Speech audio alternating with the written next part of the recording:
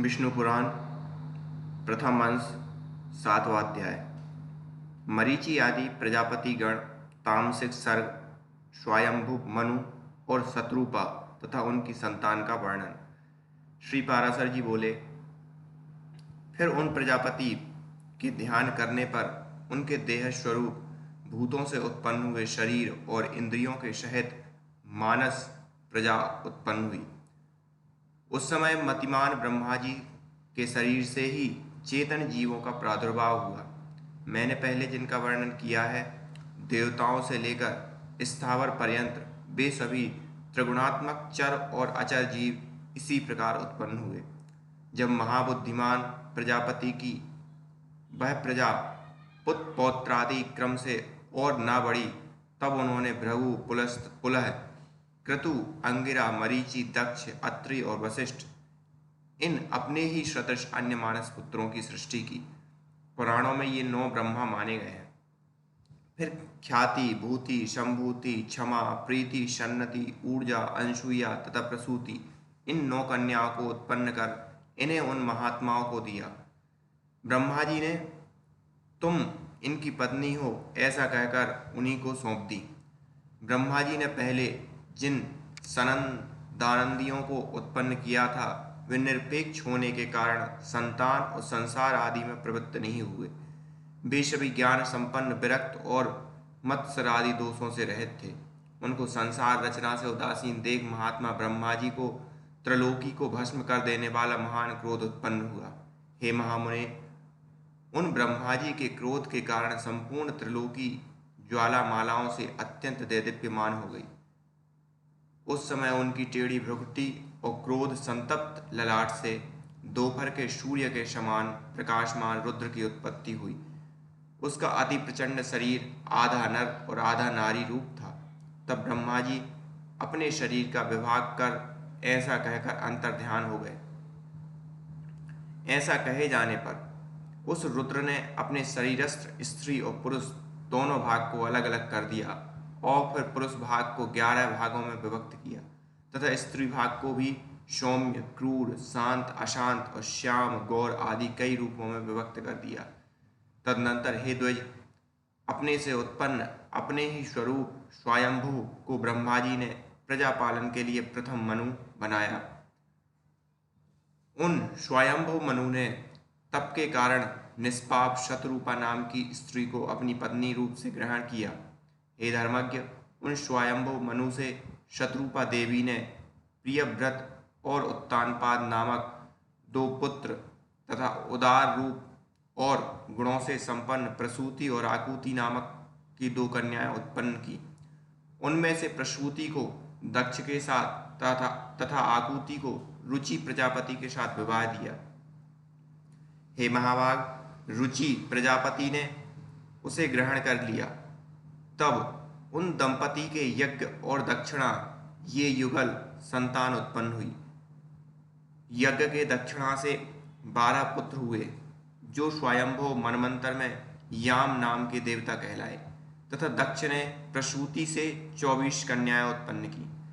मुझसे उनके शुभ नाम सुनो: श्रद्धा, लक्ष्मी, धृति, तुष्टि, मेधा, पुष्टि, क्रिया, बुद्धि, लज्जा, बपु, शांति, सिद्धि और 13वीं कीर्ति। इन दक्ष कन्याओं को धर्म ने पत्नी रूप से ग्रहण किया।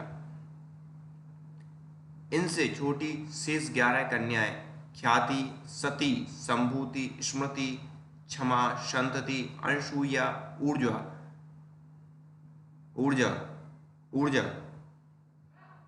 स्वाहा और स्वधा थीं। हे मुनि सत्तम, इन ख्याति आदि कन्याओं को क्रमशः भृगु, शिव, मरीचि, अंगिरा, पुलस्त, पुलह, क्रतु, अत्रि, वशिष्ठ इन मुनियों ने श्रद्धा से, काम चला ने, सर्पधृति ने, नियम, तुष्टि ने, संतोष और पुष्टि ने लोभ को उत्पन्न किया तथा मेधा ने श्रुत, क्रिया ने दंड, नय और विनय, बुद्धि ने बोध, लज्जा ने विनय, बपू ने अपने पुत्र व्यवसाय, शांति ने क्षेम, सिद्धि ने सुख और कीर्ति ने यश को जन्म दिया। ये ही धर्म के पुत्र हैं। रति ने काम से धर्म के पौत्र हर्ष को उत्पन्न किया। अधर्म की स्त्री हिंसा थी, उनसे अनत्र नामक पुत्र और नृगति नाम की कन्या उत्पन्न हुई। उन दोनों से भय और नरक नाम के पुत्र और उनकी पत्नियां माया और वेदना नाम की कन्याएं हुई।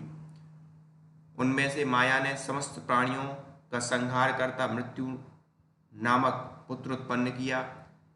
वेदना ने भी रौरव नरक के द्वारा अपने पुत्र दुख को जन्म दिया और मृत्यु से व्याधि, जरा, शोक, तृष्णा और क्रोध की उत्पत्ति हुई।